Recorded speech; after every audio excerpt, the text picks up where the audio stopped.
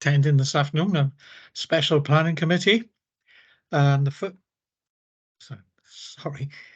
first item on our agenda is any apologies for absence, Gareth? Yeah, got a couple, Chair, from Councillor Richard Lewis and Nicola Matthews. Right, cheers. Got two there. Any item of disclosures of personal and prejudicial interests? Are there any? No?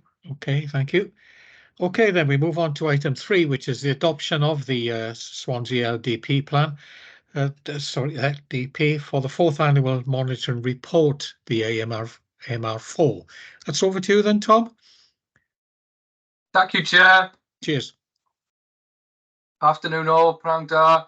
I don't have a set of slides for you today, so no visual aids for this this report this afternoon. It is very much a document that's dominated by, as you would have seen, facts and figures and statistics. Really, it's a factual update for you on the monitoring of the plan, just by way of a very brief reminder in terms of background. These annual monitoring reports, AMRs, they're a statutory requirement, something we have to produce every year, just looking at the effectiveness of the current adopted LDP, looking at its policies and objectives and allocations, and checking on progress of those and measuring them against a set of performance indicators and targets, that all of which are set out in the LDP itself.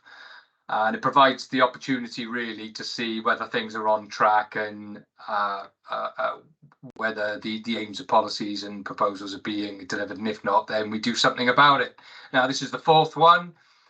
A number of you will have seen me report on AMRs 1, 2, and 3 previously, and it was AMR 3 this time last year really that highlighted that the 4 years was coming up since adoption of the current plan, and that's the time when all authorities have to do a comprehensive review of their plans in any event.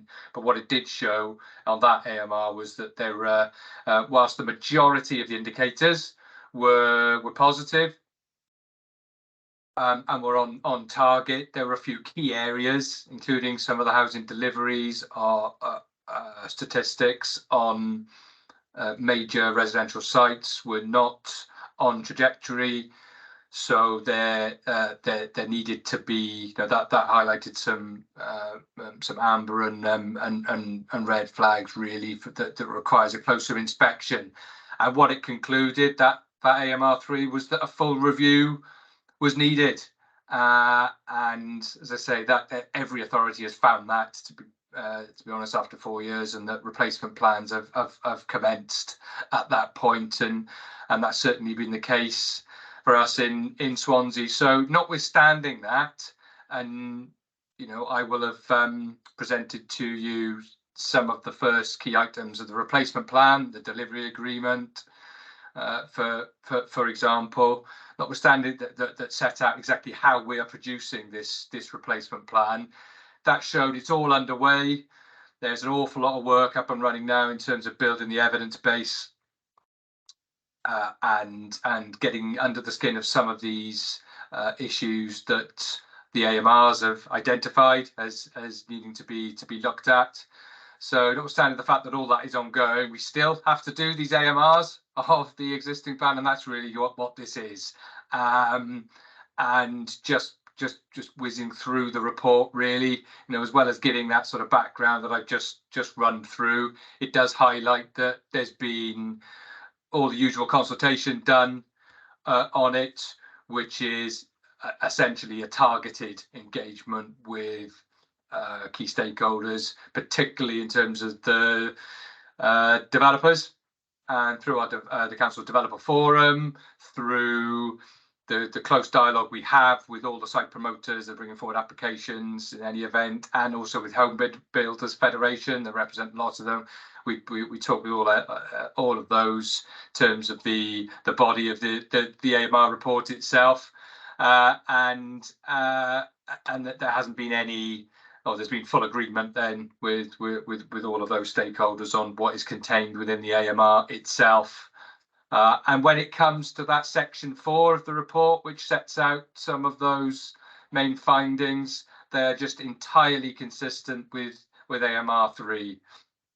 It remains the case that the vast majority of indicators in the plan are green, and we're on course really in terms of delivering on what our policy aspirations and proposals were. But they're the issues surrounding delivery of certain sites and the impact that a number of aspects have had in terms of delivery continue to be there. For example, I've highlighted in section 4.6 the report issues around the continuing the impact of the pandemic and how that did have consequential effects on things like labour supply, cost of materials and so on, supply chain problems. There's certainly been a raft of new national legislation and requirements that have affected the house building industry, also affected how we just do the business of planning as well. So some of those have been quite significant changes. There have been some significant changes in national policy as well, such as introduction of new flood risk policies, just by way of example, really. So all of those are set out in the report. I won't go through each aspect. You would have seen the key ones highlighted, and I suppose another important message just to emphasise is that Swansea is not alone in terms of feeling these effects. It's a Pan Wales issue, and in fact UK wide.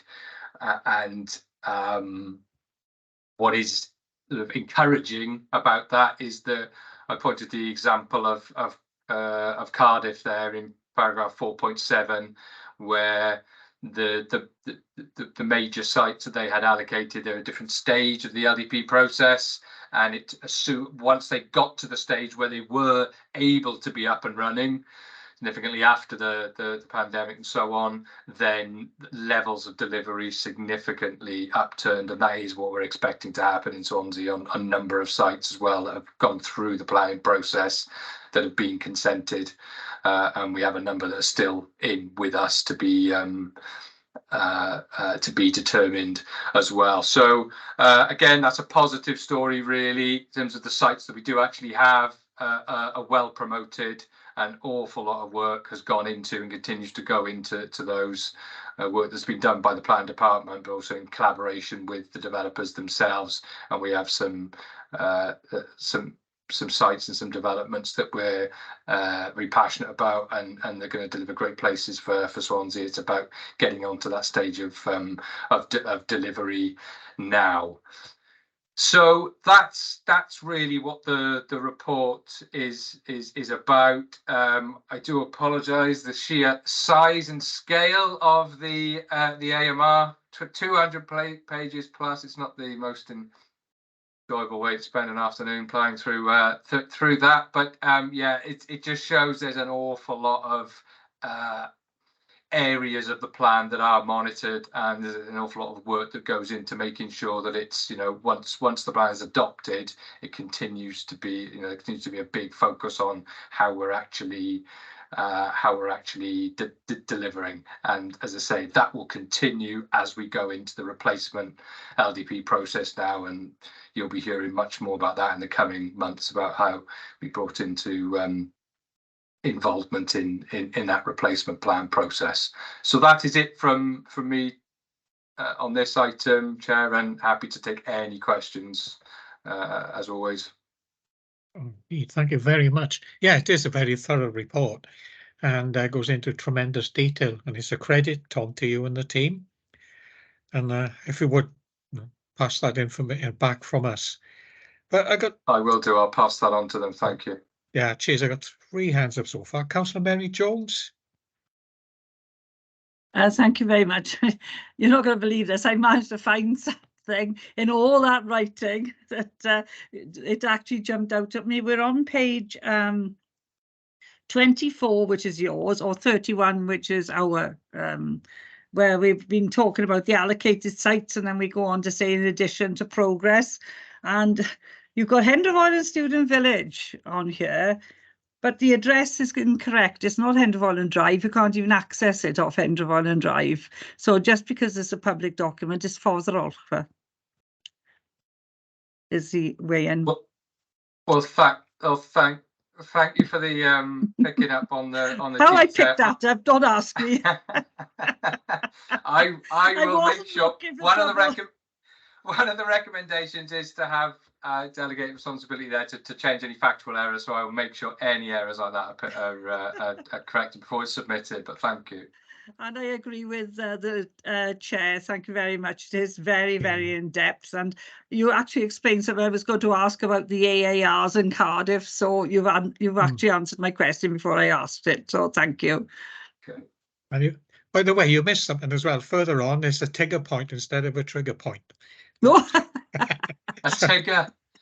Oh, they're mounting up now. Oh yeah, never mind. Thank you, Councillor Black. Thank you, Chair. A trigger point presumably bounces a lot. Can I just ask, the report itself is a lot of detail in there.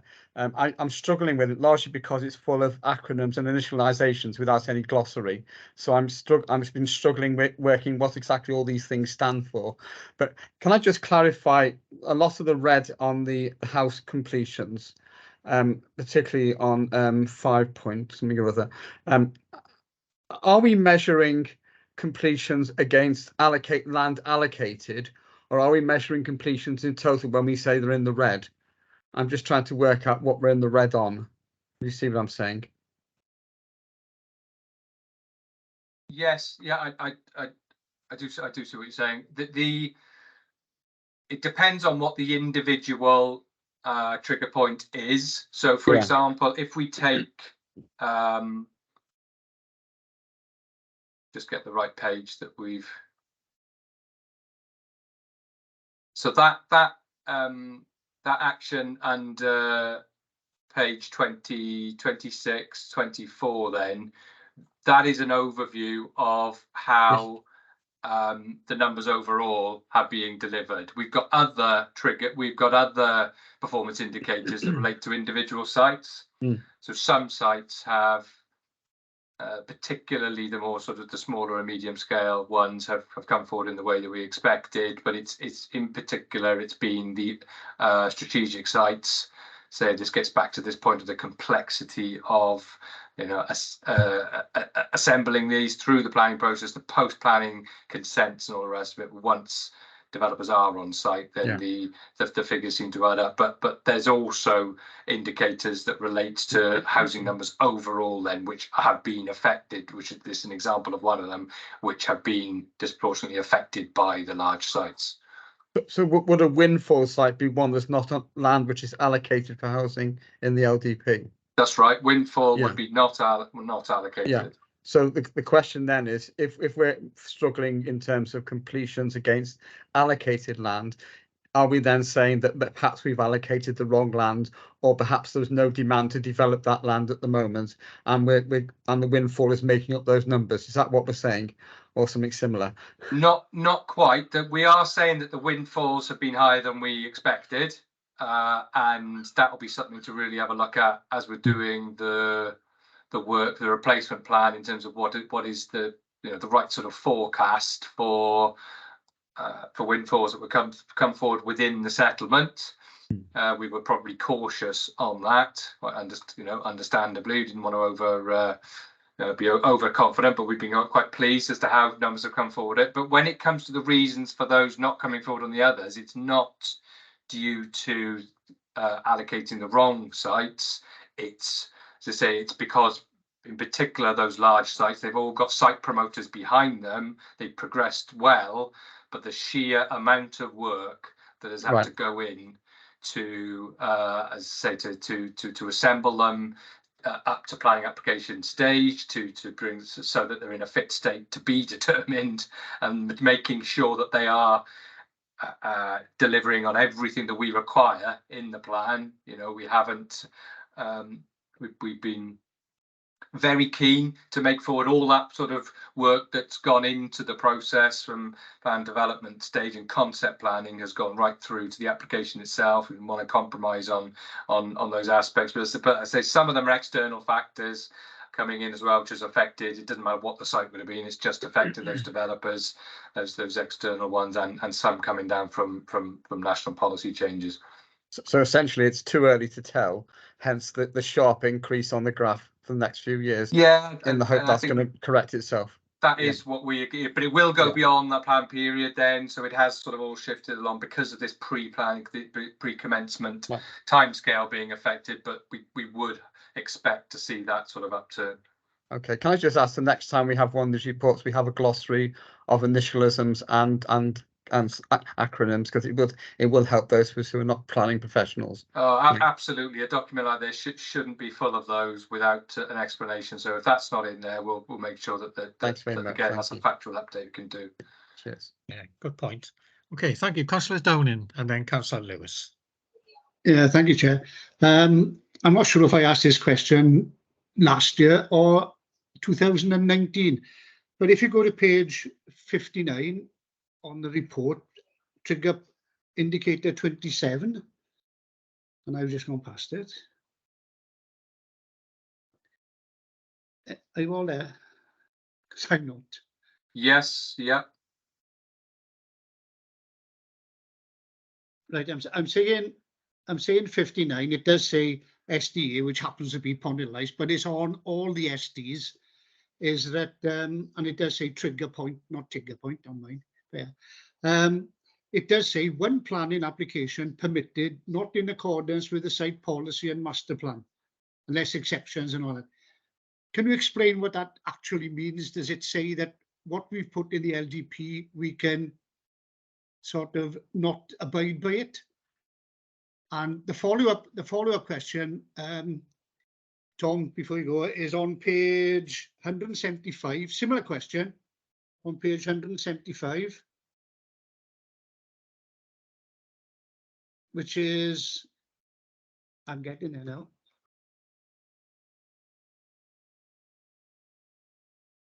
You tell me I'm last to get there.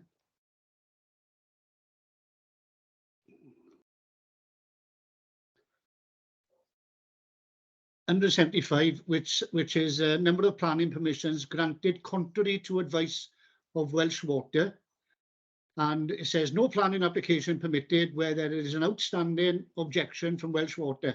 And then the trigger point again says one application permitted contrary to the advice of Do Cymru Welsh Water. Does that mean we can say, if they say we recommend that you don't go forward, we can say, well, we can go forward because we've got that on the trigger point? Is that what it means?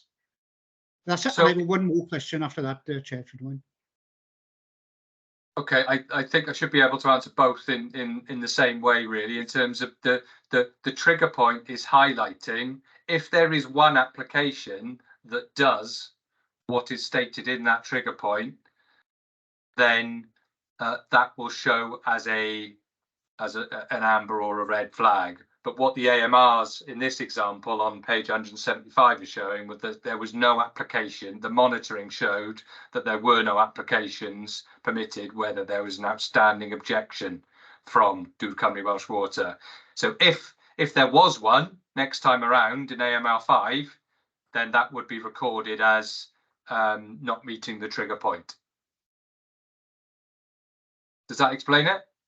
Yeah. But is that something we go along to say, all right, or we won't go along with Welsh Water this time, and we just put one little trigger point in, or is that still our decision? So it'll always be your decision if you're determining an application at committee, you would just have regard to the facts of the case and have a look at the advice of Welsh Water and the officer's report and the recommendation. What the AMR does is purely pick up on what the outcome of that decision was. So it looks back and it reflects on. So the next AMR will be for the for the subsequent period 23 to 24. And if during that time there was a decision that was issued contrary to the advice, then that would be highlighted in the indicator. Yeah, I understand about the AMR. I was just taking advantage of to see if I could get anything out of that other question. If I can then go back to page 162, and you'd be surprised if I didn't ask this, Tom, about journey times, which I get hammered in on my surgery every month. I've looked for transportation annual network report. I can't find it. That may be down to me. So if you can send me a link for that. And it also says then on the related policies, baseline figures. Well, I don't think we've ever seen any baseline figures for journey times. And I've asked it a few times. And then on the third one, on the trigger point, it's got no unacceptable increase in journey times by 2020. Well, we're in 2023 now. So has anything happened in between 2020 and 2023? Do you understand what I'm trying to say, Tom? Perhaps if I return to that last bit, just clarify. But in terms of the other the queries, yeah, it's that we use the information, any information that's available from our Transport and Highways department in that respect, and all the advice that we've been. So they are a consultee in this process, and in everything that we've had back from the department in that respect has not highlighted a concern in terms of increases in journey times in that respect. But what I'm asking for guidance is show me where I can see journey times. You know, it says there baseline figures, which means you've got figures. Is that with highways? Yeah, it is. So on the detail of it, I can get that to you and any other members that is via the Highways Department. The latest information for this year says that on the basis of fixed traffic count locations across the highway network, traffic volumes are approximately 8% lower than pre-pandemic levels. So if that's the sort of again, it comes from the Highways Department, but I can get that sent across to you, councillor, or I can get the relevant officer to speak directly to you. But yeah, certainly it's those kind of figures that show that sort of decrease that means that means that's the outcome, that's the action on that indicator. And you can get the transportation annual network report where I can access that, because I have looked and I'm not the best anyway. But there we are. Thank you, Tom. No, I'll get that from the relevant highways officers. Cheers, thank you. Councillor Lewis. Thank you, Chair. Hi, Tom. My question is just a general one. How do we sit with the revised TAN 15, and how will this impact on the future delivery of the LDP? Okay, so currently with TAN 15, just as a reminder to everyone, this is the updated version of the National Flood Risk Policy, which came out as a replacement version of it. Came out last year, and there was a lot of disquiet amongst not just authorities, but stakeholders across the board. Really, it didn't really satisfy anyone in terms of the initial draft that landed. So there was a lot of there's been a lot of discussion on it. There's been a lot of workshopping on it. There's been some deadlines not met in terms of Welsh Government coming back with their revised version. And as we currently stand, we are that the latest information issued from Welsh Government on it is that we expect it to be published early in next year. So in terms of how that will affect the replacement LDP, we really need it and its associated mapping to be, for example, assessing our newly submitted candidate sites, so sites that have been submitted for potential allocation in the replacement plan. We need that information. As things stand, we're using, the flood map for planning. The new maps are available, and that provides some updated spatial information. So we can have regard to that. But as we are today, what you will have heard for applications that come to you at planning committee is that we should be having most weight given to the existing TAN and the development and vice maps that go with them. So we're caught in this situation where we're using all the information available at the moment, and we want to get to that stage where we've got the brand new TAN 15 issued, and that's what will be sites going forward for potential allocation by then really will have been informed by the very latest TAN 15, and that will have an impact on not just residential allocations, but also what is proposed in terms of major regeneration sites in the central area, tower corridor regeneration areas, wherever it may be. So it's across the board in terms of all our allocations and proposals. They need to sit comfortably with the requirements of the new TAN. There's quite a frustrating time at the moment, waiting both for planning applications, but also for plan making, whilst we await the publication of the new national policy in that area.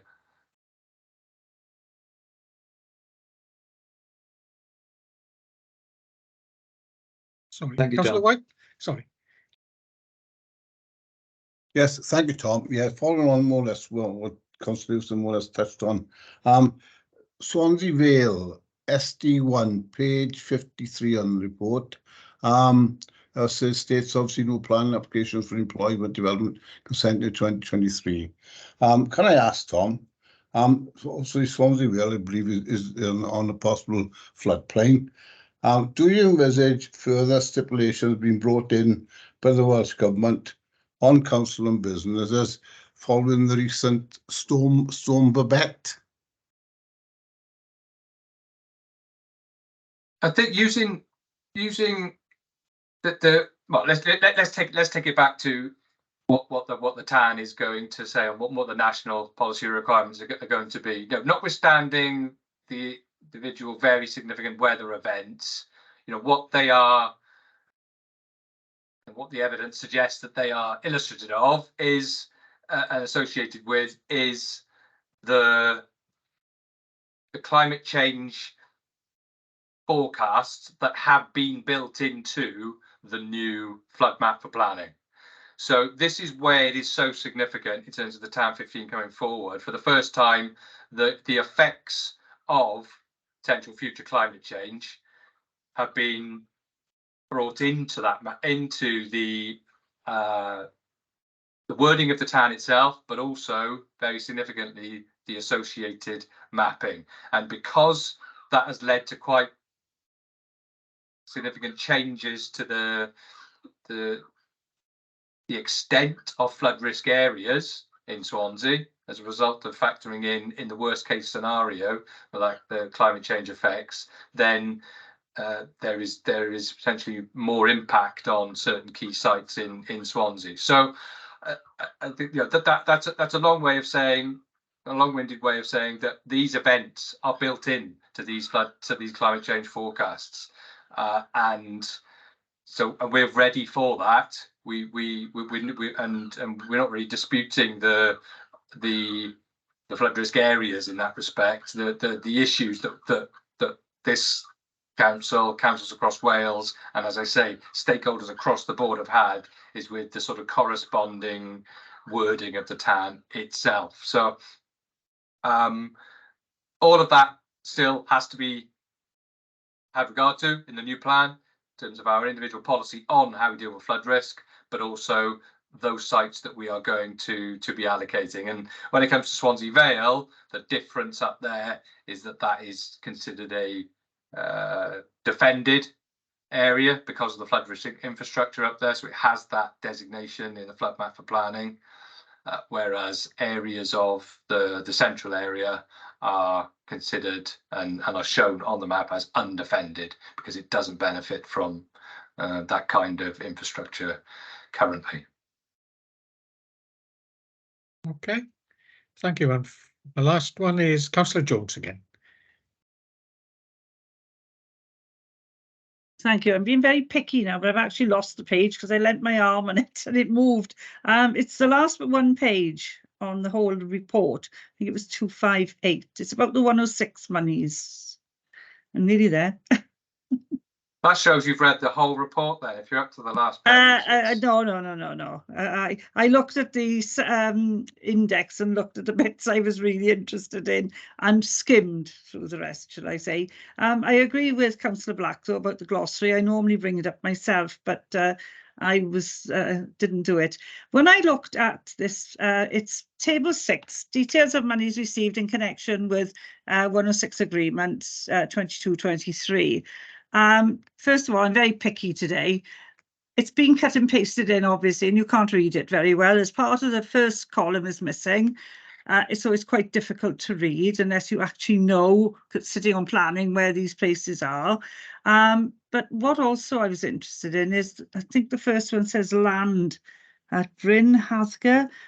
And then it goes on to say, you know, another blurb further on about trigger test.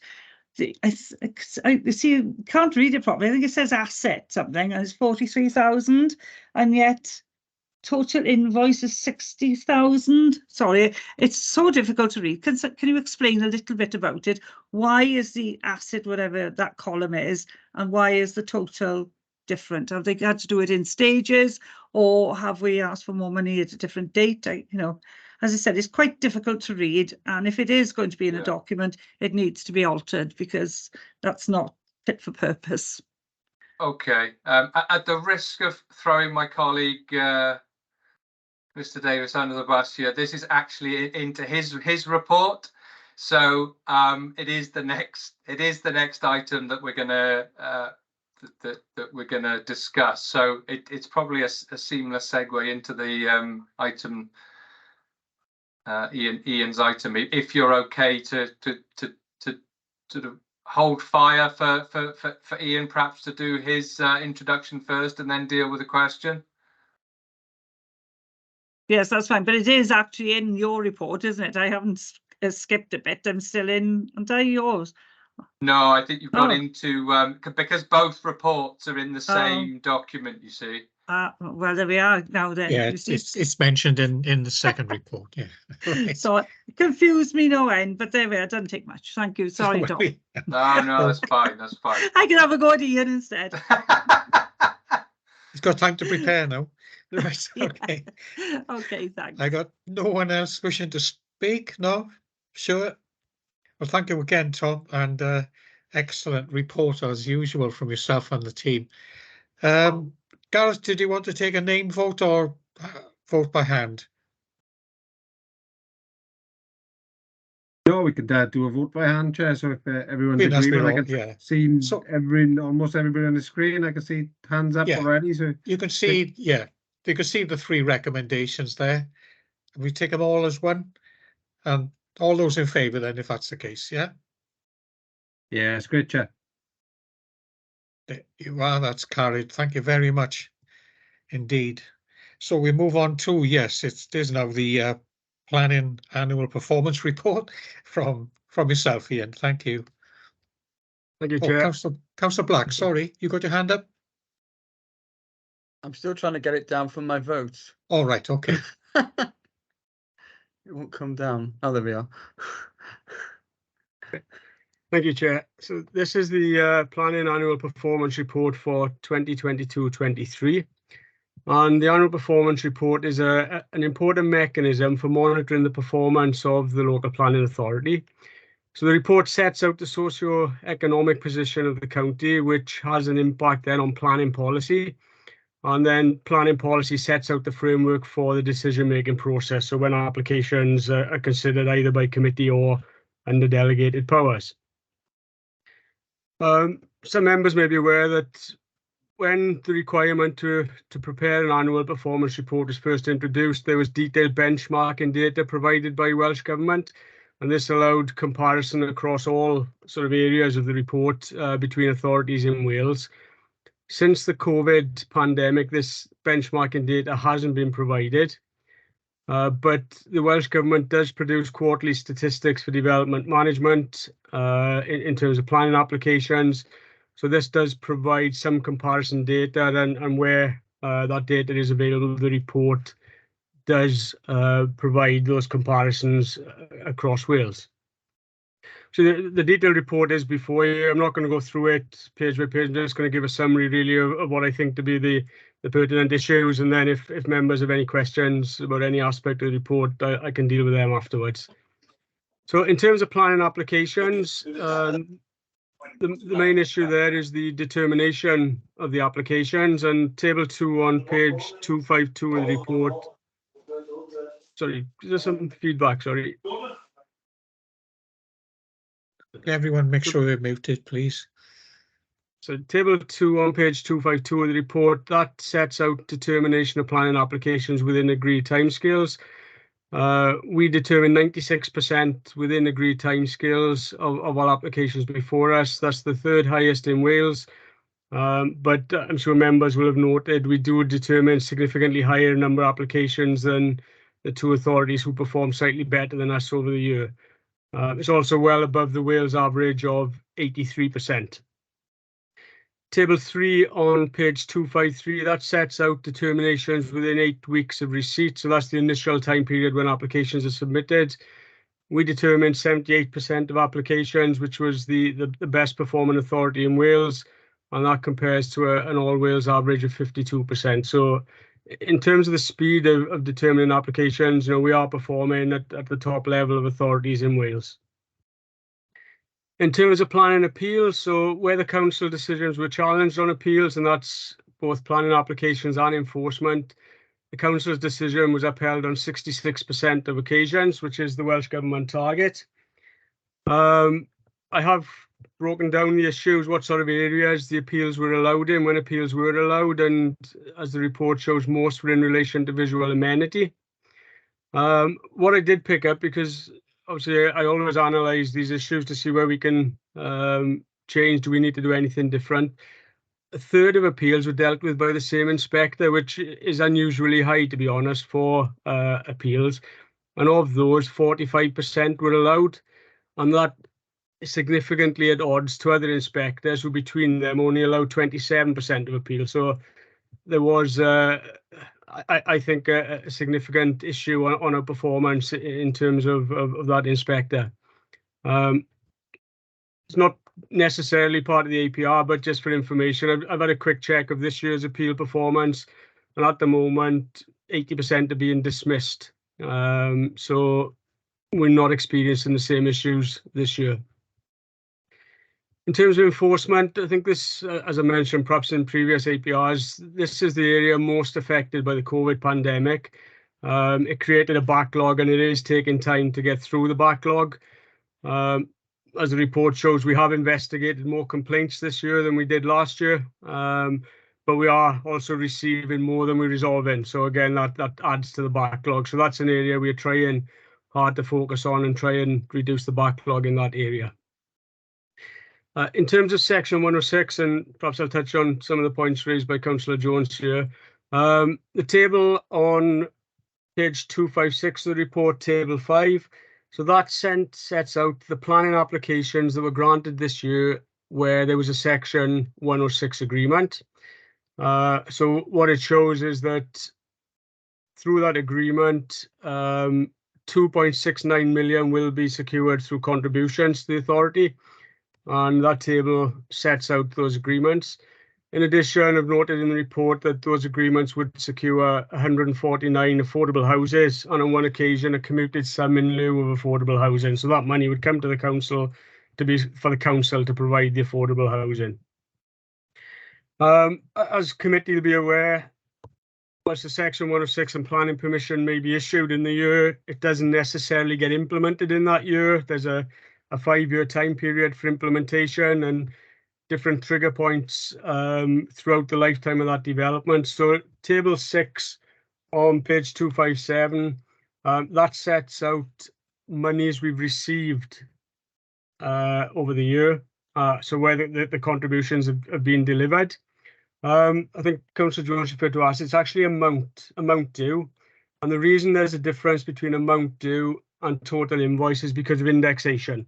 So the Section 106 agreement will set out a financial contribution, but because of the time lapse between the Section 106 agreement being signed and the payment being made, agreements will have a clause for indexation so that the value of the agreement reflects the value at the time of implementation. So that's why there's usually a higher figure for the invoice than there is for the amount due.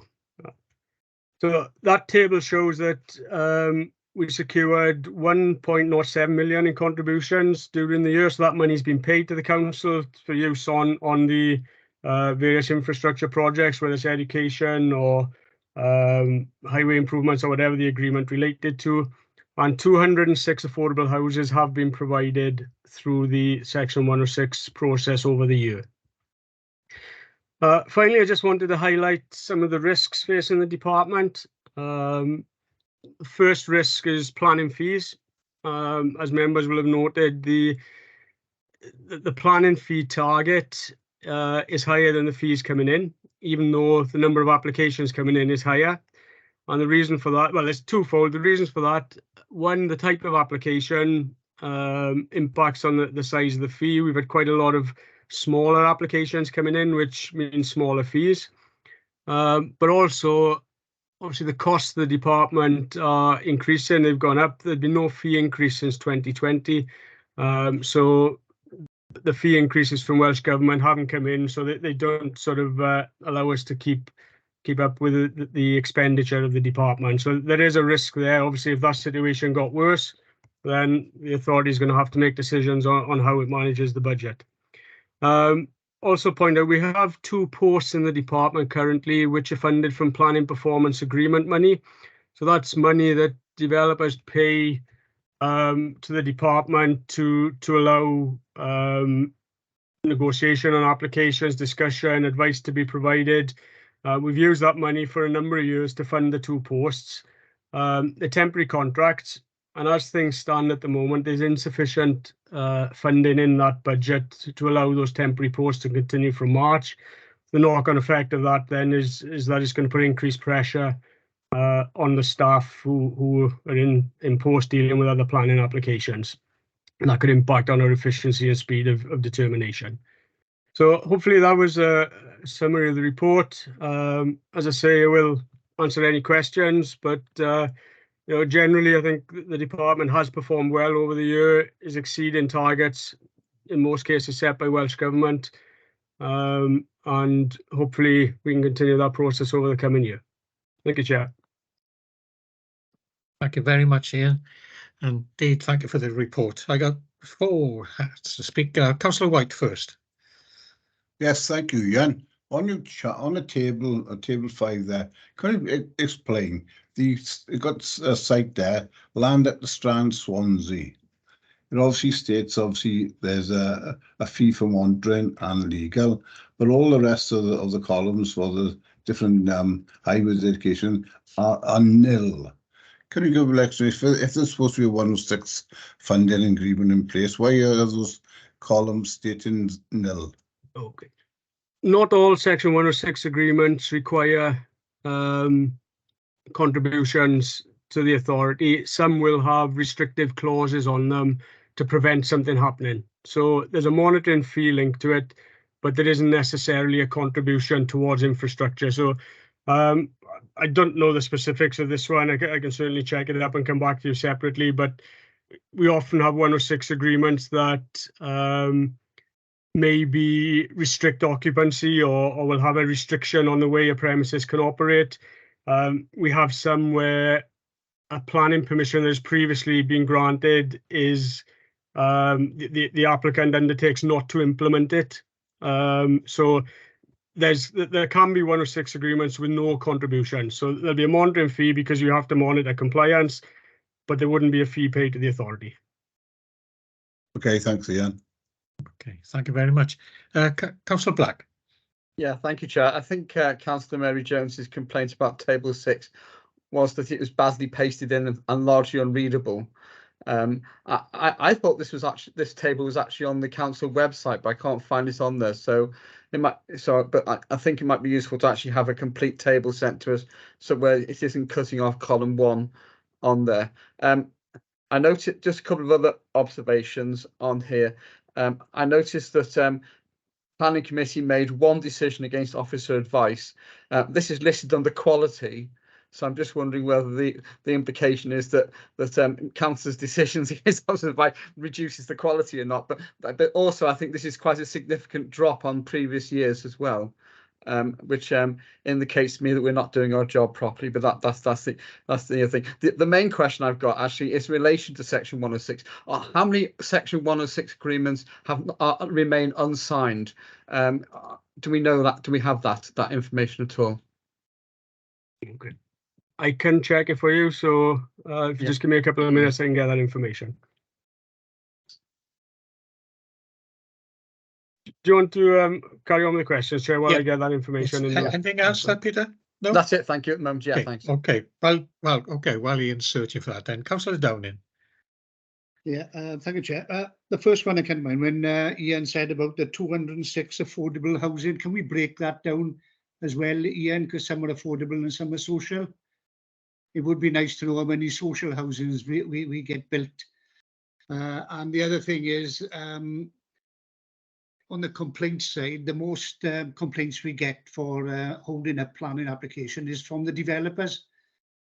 The individual ones that normally get done within the 8 weeks, but it's the developers that you get that take a long time to go through the system. I don't know if there's anything there we can speed them up. Obviously they employ quite a bit of people, so we want them to keep in employment throughout the year. I'm not sure if there's anything else. No, I think that was it, Ian. Okay.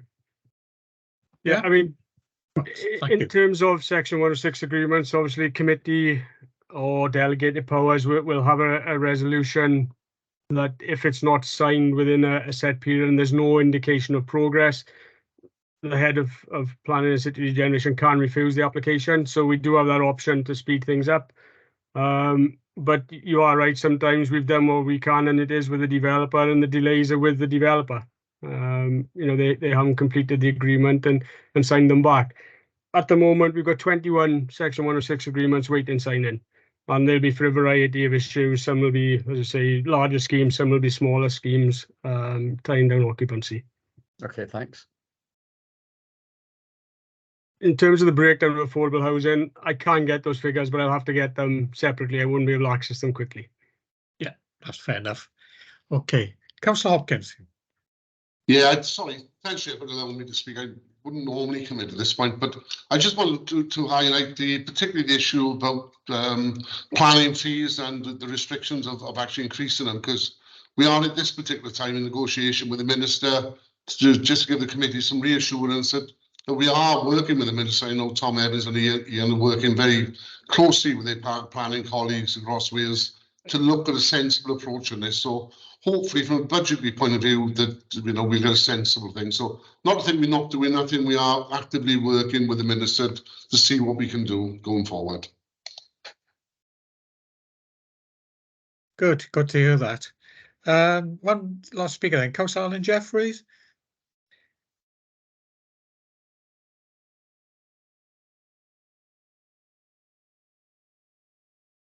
Need to mute yourself there, Alan. Unmute yourself. Am I coming through there? Yep. Yes. Oh, okay. Just a rather simplistic question, really, being rather sort of new to the committee, and just to satisfy sort of my own curiosity regarding 106 contributions. I was just wondering, how is this determined, or are there prescribed criteria by which such funding is allocated? And once it is, I mean, where does it go to from there? I mean, I noticed that you said that it's paid to the authority, and I was just questioning from the authority, does it go to any sort of specific contracts or communities and so forth? Just wondering what the whole sort of principle of the 106 contributions, really. Okay. Section 106, the purpose of it is to allow development to take place where otherwise it wouldn't be acceptable, and it secures things that can't be done through planning conditions, so things like financial contributions. So when we have applications, if you take a large residential scheme, for example, if I use that as a study, we will consult people like the Highway Authority, Education, Parks, Ecology, and they will consider the proposal. And if we look at education, the education team will look at what are the catchment schools. So they look at English and Welsh provision, primary and secondary, and post-16 as well. They will look at what is the capacity of those schools. Is there any capacity there? And depending on the capacity of those schools will determine whether a Section 106 contribution is justified. So if there's insufficient capacity in the school, education will tell us and they will advise us that we need X number of spaces to be able to accommodate the pupils who will live in the new houses. Now, there are formulas in our SPG which says for, depending on the number of bedrooms in a house, how many children would be generated from each house, and then that's multiplied out by the number of houses. So we can see we have a formula to work out how many children would come from the development to local schools. We then compare how many children, how many spaces. If there's no capacity, we would ask for a contribution. So the Section 106 agreement will specify what the money is for. So it will be a contribution of X £1,000 to provide additional classrooms at a particular school. So when that agreement is signed, the developer agrees to pay it. There'll be trigger points as to when that money has to be paid. So when we have that money, we notify the education department. And then when they are ready to carry out the works, they will contact us and that money is released into their budget. And there is a table 7 in the report, sets out money that's been allocated to other departments so far this year. So where we've had requests from them to pay for them to have the money to carry out whatever works are necessary, we transfer that money over. And there is a requirement in the Section 106 legislation that the money has to be spent within 5 years of the final payment. So sometimes you'll have phased payments. So you'll have an initial payment and then a second payment making up the full amount later in the process. So if we don't spend that money within that 5-year period, the money gets refunded to the developer. So we've been carrying out work within the planning department, working with the commercial services team and our other departments to set up a database to allow us to efficiently monitor the monies that are due, the money that's coming in and the money that's been allocated and spent. So we've got quite a good system in place now, which we haven't had perhaps over the last few years, and that does allow us to effectively monitor the money coming in and being spent. Great, quite a long answer, but I hope it did explain it for you. No, thanks very much. It's clear and I could fully understand it. Okay. I was with you all the way. Thank you. Well done. Thank you very much, and thank you, Alan. Councillor Downing, your hand is still up there? There's a new hand. Oh, right, okay. It did go down, and then I remembered, and then it went back up. Yeah, it's just back on the 106s. We get information every week when we get planning applications have been lodged and decisions that have been made that week. Yeah. Are the local members informed about the 106 that's agreed at committee? That's affecting the award and what the money should go to. So they then can then monitor it themselves rather than look for the register. Right. Other than the decision list are sent out saying it's granted to a Section 106, we don't specifically notify them of what's in it. I suppose we're relying on them to come to us once they have the decision list.